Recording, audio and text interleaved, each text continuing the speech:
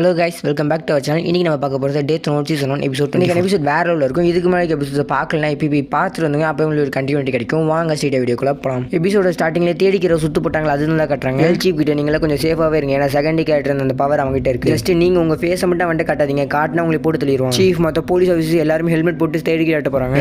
ஏன் சரண்டர் ஆகிட்டா உயிரோடையாச்சும் இருப்பேன், நாங்கள் பிடிச்சா என்ன பண்ணுவோம்னு சொல்ல முடியாது, ஒழுங்காக சரண்டர் ஆயிரு அப்படின்னு சொல்லுவார். அவனும் காரை விட்டு வெளியில் வந்து சரண்டர் ஆயிரும். தேடிக்கிறோட கண்ணை கட்டி அவன் பேசுறது எல்லாத்தையும் கேட்கணும்னு சொல்லி அவனுக்கு ஒரு மைக்கை ஃபிக்ஸ் பண்ணி ஸ்னைப்பர்ஸ் தயாராகவே இருப்பார். அவன் ஏதாவது பண்ணானோ போட்டலான்ட்டு. நீ எப்படி எல்லாத்தையும் கொள்ற அப்படின்னு சீஃப் கேட்பாரு. அதை மட்டும் நான் சொன்னா நீங்க யாருமே நீ நம்ப மாட்டீங்க, எல்லாரும் நீ முட்டாள்னு நினைப்பீங்க. ஆனா அதுதான் உண்மை. என்கிட்ட ஒரு நோட் இருக்கு, அந்த நோட்ல யாரோட பேர் இருந்தாலும் செத்துருவாங்க. அந்த நோட் எங்க இருக்கு அப்படின்னு சீஃப் கேட்பாரு. அதுக்கு தேடிக்கிறோம் என் கார்ல இருக்கு, என் பேக்குள்ள தான் அந்த நோட் இருக்கு. சீஃபும் அந்த பேக்குள்ள இருக்க அந்த நோட் எடுப்பாரு. எல்கிட்ட எஸ் சார் இங்க ஒரு நோட் இருக்கு சார் அப்படின்னு பேசிட்டு வெளியில வருவார். காரை விட்டு வெளியில வந்தோடனே ஒரு பயந்து அப்படியே பொத்துன்னு கீழே விழுந்துருவாரு. ஏன்னா ஒரு டெத்னோட தொட்டிருக்காரு. டெத்னோட தொட்ட எல்லாத்திலுமே ஷினிகாமிஸை பார்க்க முடியும். ஸோ ஒரு பார்த்து பயந்தது ஷினிகாமான ரெம்ம. What is it, Mr. Yagami? It's a monster. Please calm down. என்னாச்சு யாகமி அப்படின்னு எல் கேட்பாரு. சார் இங்க ஒரு மான்ஸ்டர் இருக்கு சார் அப்படின்னு சொல்லுவாரு. காமா இருங்க யாகமி அப்படின்னு எல் சொல்லுவார். பட் எல்லோட கண்ணுக்கு அந்த ஷினிகாமி தெரியாது. பக்கத்துல இருக்க ஆஃபீஸர் சார் என்னாச்சு சார் அப்படின்னு சொல்லி டெத்தோட தொட்டு பார்ப்பாரு. தொட்டு அவரோட கண்ணுக்குமே ஷினிகாமி தெரியும். அவரெல்லாம் தெரிச்சு ஓட ஆரம்பிச்சிருவாரு. அவங்க எல்லாருமே டெத்தோட தொட்டனால அவங்க எல்லாத்தோட கண்ணுக்கு ஏதோ மான்ஸ்டர் தெரியுது அப்படின்னு சொல்லி பேசிக்க ஆரம்பிப்பாங்க. எல்லாமே நீங்க எனக்கு அந்த நோட்டை தாங்க, அந்த நோட்டை நான் தொட்டு பார்க்கணும் அப்படின்னு சொல்லி கேட்பாரு. ஒரு ஆஃபீஸர் டெத்தோட கொண்டு போய் எல்கிட்ட தருவாரு. எல்லாமே டெத்தோட தொட்டு பார்ப்பாரு. எல்லும் ஷினிகாமிஸ் பார்த்துட்டு ஓ ஃபர்ஸ்ட் கீரா சொன்னது உண்மைதான், இந்த உலகத்திலேயே ஷினிகாமிஸ் எல்லாம் இருக்கு போல இருக்கு ஹியூமன்ஸ் மாதிரி. எல் ஷினிகாமி ரொம்ப வியப்பா பார்த்துட்டு இருப்பாரு. அப்ப லைட் எனக்கு அந்த நோட்டை தா அப்படின்னு சொல்லி கேட்பாரு. பட் லைட் இருந்து எந்த ரெஸ்பான்ஸுமே வராது, அந்த அளவுக்கு சைலண்டா இருப்பாரு. அப்ப லைட் அந்த நோட்டை புடிங்கிடுவாரு. அதுக்கப்புறம் தான் எல் ரியலைஸ் பண்ணுவாரு, ஆமா நமக்கு அந்த நோட் இல்ல அப்படின்ட்டு. லைட்டை திரும்பி பார்த்தா லைட் பயங்கரமா கத்த ஆரம்பிச்சிருவாரு. டெத்தோட தொட்டதுனால அவரோட மெமரிஸ்லாம் மறுபடியும் ரீபேக் ஆகுது. இதை பார்த்த எல் லைட் ஓகே தானே, ஷினிகாமி பார்த்து பயந்துட்டு நான் நினைக்கிறேன். பட் லைட் காரியத்துல கண்ணானவர். நார்மல் ஆனதுக்கு அப்புறம் டெத்னோட்ல யாரோட பேர் எழுதிருக்காங்களோ அவங்க எல்லாருமே செத்துட்டாங்களா அப்படின்னு சொல்லி பாக்குறேன்னு சொல்லுவாரு. எல்லாமே குட் ஜாப் லைட் பாரு அப்படின்னு சொல்லுவாரு. அப்படியே ஹீரோட ஃபேஸை க்ளோஸ்ல வந்து காட்டுவாங்க. ஹீரோட இந்த evil smile back. Books. There have to be 2 notebooks, possibly more. This isn't over yet.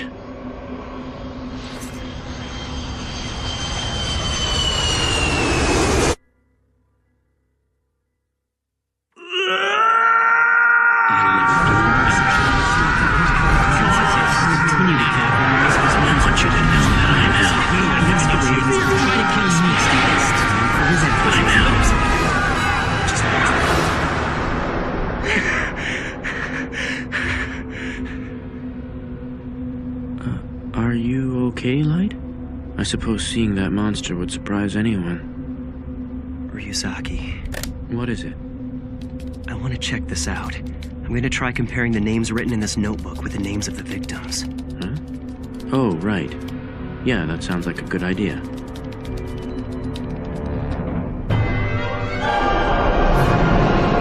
I've won. Exactly as planned.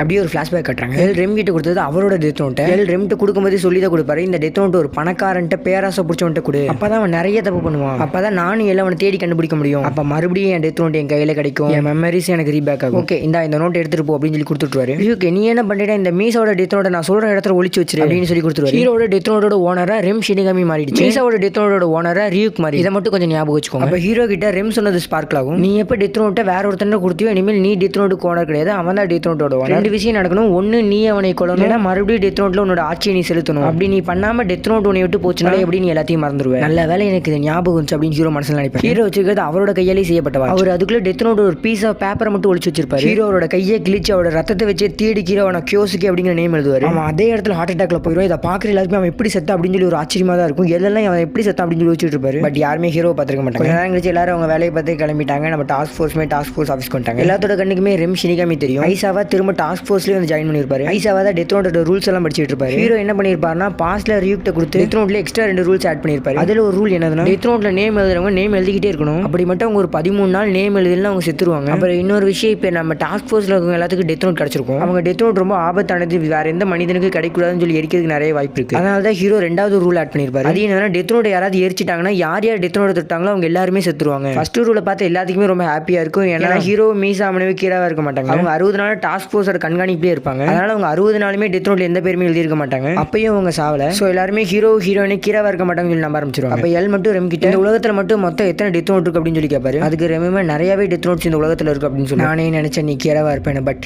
என் பையன் அந்த மாதிரி அப்படின்னு சீஃப் சொல்லுவார். பரவாயில்லப்பா அப்படின்னு லைட்டும் சொல்லுவார். லைட் அப்படியே எந்திரிச்சு எல்லாம் பார்த்து நாளைக்கு தான் கடைசி நாள் எல் அப்படின்னு நினைப்பாரு. இனிமே இந்த மொத்த உலகத்தையுமே நான் பியூரா மாத்த போறேன், என்னை தடுக்கிறதுக்கு இனிமேல் இங்க யாருமே இல்லை அப்படின்னு நினைப்பாரு. ஹீரோயின் ஹீரோ வந்து அக் பண்ணிட்டு என்னை நினைச்சு நான் பயந்துட்டு அப்படின்னு சொல்லுவாங்க. இதை கேட்கிற மாஸ்டரோ என்ன ஒரு எமோஷனல் டைலாக் அப்படின்னு சொல்லி அழுக ஆரம்பிச்சிருவாரு.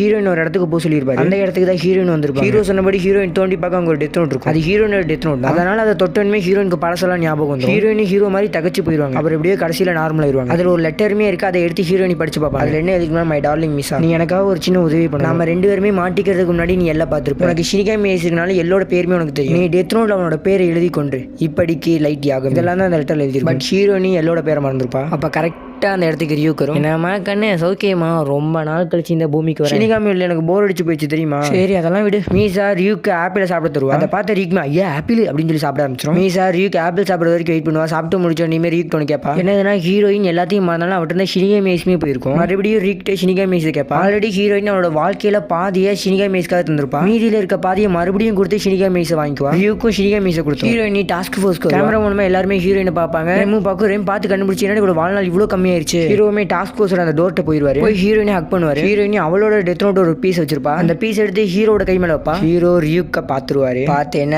ரியூக்கே பார்த்து ரொம்ப நாள் ஆச்சு அப்படின்னு கொஞ்சம் ஈவில் ஸ்மைலோட சொல்லுவாரு. ரியூக்கும் லைட்டே நீ பிளான் போட்டதெல்லாம் அப்படியே நடந்துச்சு அப்படின்னு சொல்லும். ஆமான்ட்டு ஹீரோ ஈவில் ஸ்மைலோட பாப்பாரு. அப்ப ஹீரோயின் ஹீரோவை கூப்பிட்டு லைட் இந்த மாதிரி என் வாழ்நாளோட மீதி பாதி ஷினிகாமி ஐஸ்க்காக தண்டா அப்படின்னு சொல்லுவா. ஹீரோவுமே பரவாயில்ல நான் இருக்கேன் அப்படின்னு சொல்லி ஹக் பண்ணுவாரு. இவனுக்காக போய் இப்படி ஒரு வேலையை பார்த்துட்டி அப்படின்னு சொல்லி ரியூக் நினைக்கும். அப்படியே எல்லாம் காட்டி நாளைக்கு தான் உன் கடைசி நாள் எல் அப்படின்னு ஹீரோ நினைக்கிறதோட இந்த எபிசோட் முடிச்சிட்டாங்க.